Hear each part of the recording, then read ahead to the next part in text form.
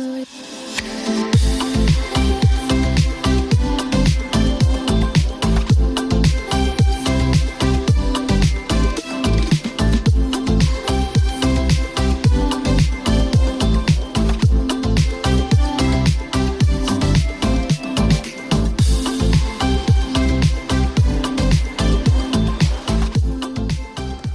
à tous et bienvenue sur En roue libre. Ici on parle du quotidien d'un quadraplégique, que ce soit des astuces de tous les jours ou les endroits où sortir.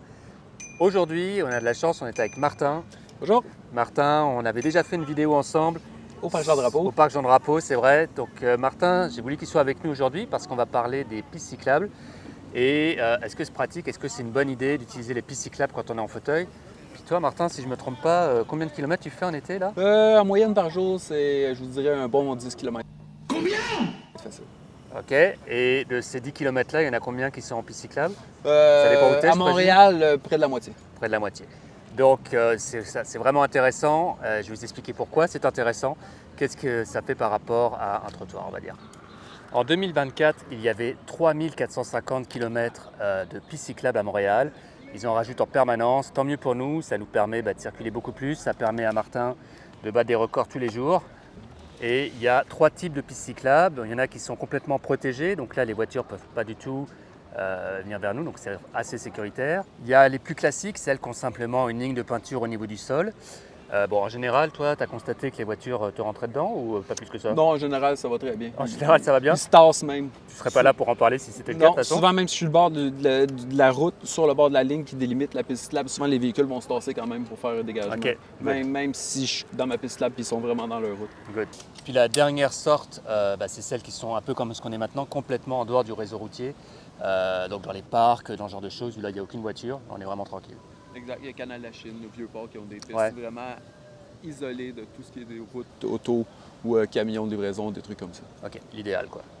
Je n'ai pas vraiment pour habitude de faire ça, mais j'ai constaté que vous étiez 98% à regarder des vidéos sans être abonné, ce qui est assez catastrophique honnêtement.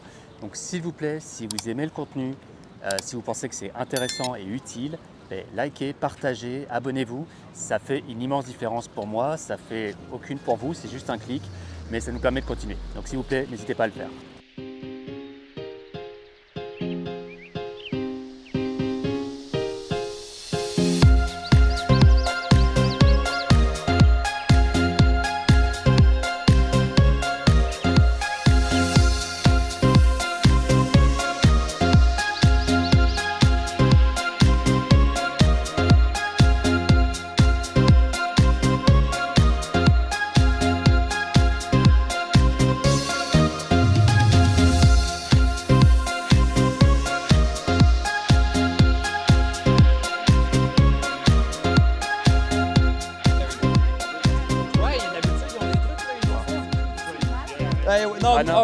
For me, it's okay, don't worry. Yeah, we need to. Yeah, I got a big wheel in front, so. You know what? Let's get there. I'm not gonna get stuck, so. Merci, hein. Thank you. Great, thank you very much. Thank you so much, sir. Thank you. Bon ça c'est la joie des passages à niveau, donc à éviter. Et toi Martin, c'est pas vraiment un problème pour toi grâce à la Freewheel en fait en face. Exact. Qui fait que du coup les petits trous ne peuvent pas se pogner dedans dans les obstacles. Cette Freewheel-là a pratiquement changé ma vie. Okay. J'ai beaucoup de space, je suis obligé d'attacher mes jambes à 2 places parce que j'ai beaucoup de space. Puis, donc, quand on roule sur les petits trous pleins, chaque craque, chaque branche, chaque roche donne un coup sur le fauteuil, puis moi, ça me fait partir en space. Ouais. Puis, avec cette Freewheel-là, un des avantages, c'est que c'est une roue à chambre à air.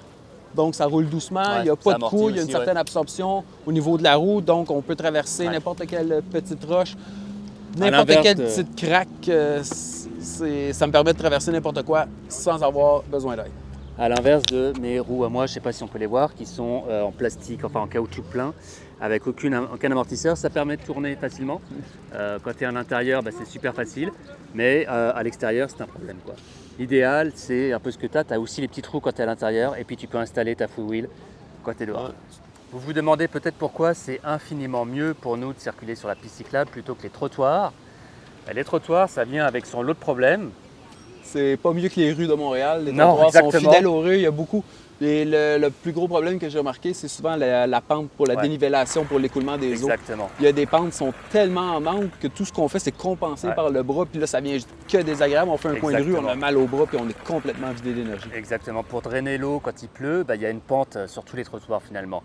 Et toi, tu te retrouves à avancer que d'un seul bras pour justement éviter de te retrouver dans les voitures. Donc ça, c'est un premier problème. Deuxième problème, les nids de poules, les trottoirs ne sont pas exempts de trous, de nids de poules, de cônes, de pancartes de rénovation. Il y a des obstacles partout. J'avais fait une vidéo sur le Vieux-Port il n'y a pas longtemps. Enfin si, il y a quand même un an déjà. Et il y avait une borne d'incendie en plein milieu du trottoir. Il fallait reculer. Enfin bon, ce genre de truc-là, c'est courant. Les pistes cyclables sont généralement mieux entretenues, mieux dégagées. Et le meilleur exemple, c'est l'hiver. Les pistes cyclables sont déneigées avant les rues et avant les trottoirs. Exact. Donc c'est beaucoup mieux pour ça aussi. Et de manière générale aussi, là j'avais un exemple tout à l'heure, il y a toujours des petites bosses, des connexions de plaques finalement de trottoir. Et ça nous fait sauter les jambes, en tout cas moi ça me les fait sauter. Petit à petit, tranquillement pas vite, elles s'enlèvent de la palette, donc tu te retrouves avec les jambes qui sont complètement débarquées, puis constamment il faut les remettre. Ça c'est un problème que tu n'as pas sur une piste cyclable parce que c'est relativement smooth. Exact. Sont vraiment mieux faites, mieux entretenues, puis la qualité de la route comme telle est pratiquement la meilleure à Montréal, que ce soit les trottoirs ou les routes. De toute façon, c'est fait pour rouler, puis nous, on fait ça rouler, donc ça tombe bien. Ok, donc en préparant cette vidéo, j'ai voulu m'assurer qu'en effet, c'était légal pour des gens en fauteuil roulant de circuler sur les pistes cyclables. Et honnêtement, ça n'a pas été clair. En fait, il n'y a pas vraiment de loi, tout du moins pas au Québec. Il y a quelque chose pour les fauteuils motorisés, tout ce qui est trottinette, électrique, ce genre de choses. Depuis un an, avant il n'y avait rien non plus. Et oui, en effet, c'est légal. Par contre, évidemment, pour les vélos, sans doute, c'est légal aussi. Et pour ce qui est des piétons et des personnes en fauteuil roulant manuel, il n'y a rien. Donc en résumé, toi, ton expérience, Martin, justement là-dessus, c'est que tu n'as jamais eu de problème en fait, c'est ça? Aucun. Ouais. Ça fait pas loin de 6 ans que je me promène sur les pistes cyclables pratiquement quotidiennement. Ouais. Je suis passé devant, j'ai aucune idée combien de véhicules de police ou de police en vélo, peu importe. J'ai jamais eu le moindre nombre de problèmes, de regards, de dénigrement ou de rien, à part des saluts ou des félicitations des gens que je croisais. Donc c'est ça, c'est pas très clair qu'est-ce qui est possible de faire ou pas. On va dire que c'est comme une zone grise là, mais a priori, c'est pas un problème. De toute façon, depuis tout à l'heure, on est là. Moi aussi, j'ai jamais eu de problème sur les pistes cyclables. Bien qu'en général, je suis sur le fauteuil motorisé quand je suis en ville, ça n'a jamais été un problème. Un ennemi aussi, à part nos fameux trottoirs, là, c'est les pavés.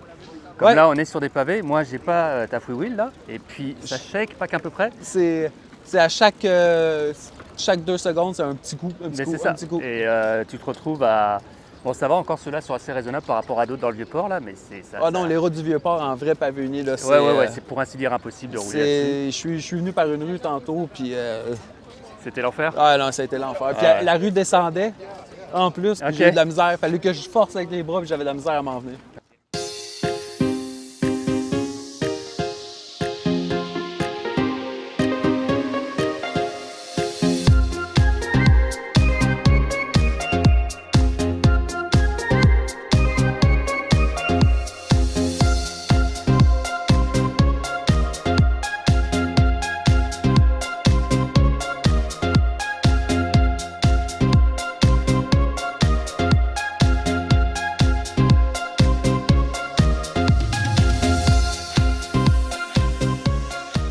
Ouais, un dernier petit point. Quand on était en réadaptation, quand on a reçu nos fauteuils, il me semble qu'il y avait un petit fanion orange qu'on était supposé avoir en permanence là. Moi, je ne sais même pas où il est le mien. Je me souviens pas de ça.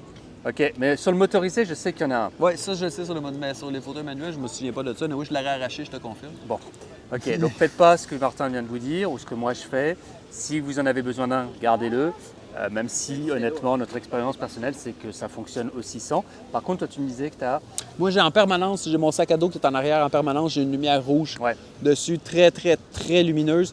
Puis, j'en ai une que j'ai ici, on voit pas, mais que je mets à l'avant sur les tuyaux de mon fauteuil pour éclairer en avant. Puis, ils sont vraiment là, c'est des LED. Pour être sûr d'être visible au même titre qu'un... Exactement. C'est surtout pour se faire voir plus que pour voir, pour nous éclairer sur les pistes. Ouais. Donc, soyez prudents, évidemment, en soirée, la nuit. Même le jour en fait, pour être sûr d'être visible et que personne vous roule dessus. C'est nous qui roulons sur les gens normalement. Okay. C'est rigolo. Bon, j'espère que cette vidéo vous a plu et que vous avez appris quelque chose.